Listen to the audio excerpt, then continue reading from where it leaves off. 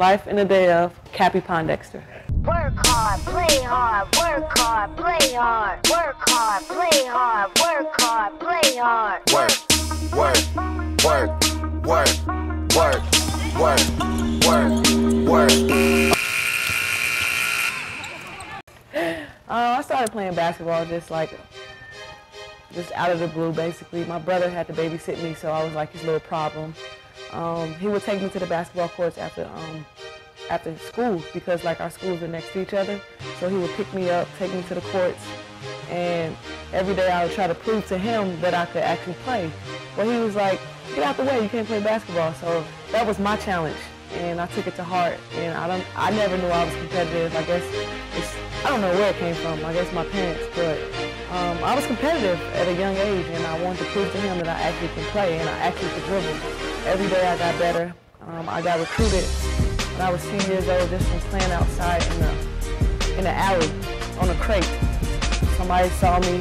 It was like, oh, this kid can play, so they recruited me to play small fry. Small fry is basically, you had to be like 5'1" and smaller to play. The rims were like 8 feet. I was like the tallest person on the team, the only girl playing center, and basically it started from there. I got recruited to play AAU just because of small fry. AAU is basically where the best female basketball players at a young age play to get recruited to go to college. And that's how it all began. I never knew that I wanted to play professional basketball. I did it because I loved it.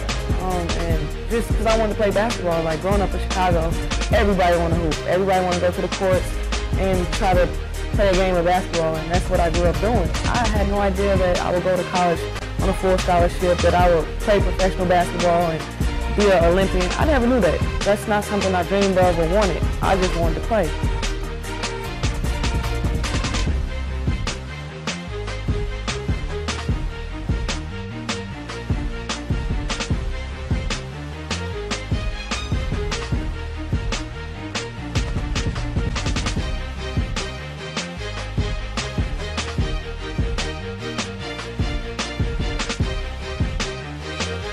And so, growing up, I played in the summertime. Like, my mom was very strict, so I couldn't move out of the house. I would go up and down the block when the lights came on. I had to come back in the yard. But basically, I played basketball like in the summertime, nonstop, from the sun up to sundown.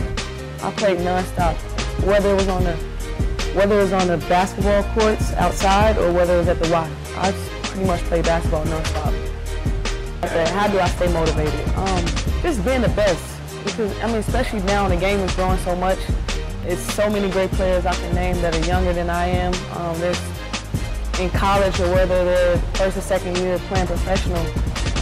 You know, they're great. They're skill-wise. You know, I had to work at my skill level, but they're skilled. They're already athletic. You know, those are things that I had to work at. And for me, I want to stay where I'm at. I want to stay at the top. I want to be the best player that I possibly can be, because that's just how I am as a person. And I guess you know, from my story back when I was young, I was competitive. I'm still competitive.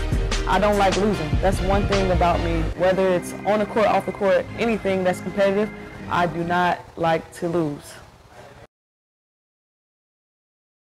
Well, when I'm not playing basketball, obviously, I've grown to have a passion for fashion. Something I love to do. I love shopping.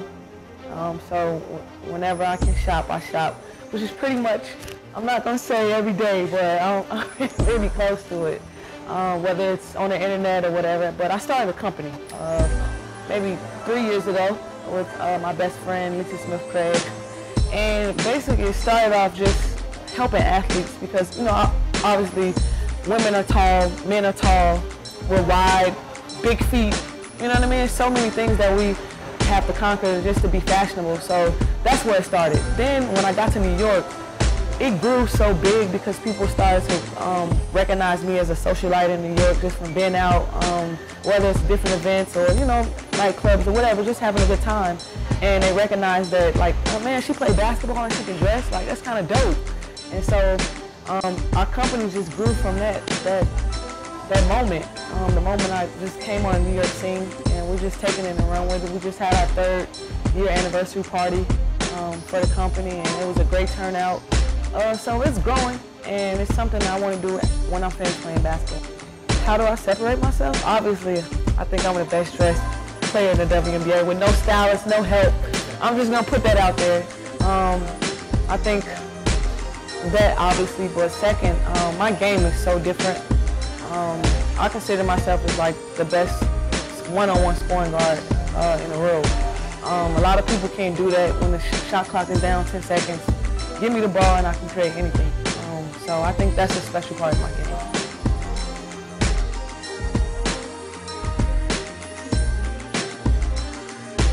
Be who you are and be heard.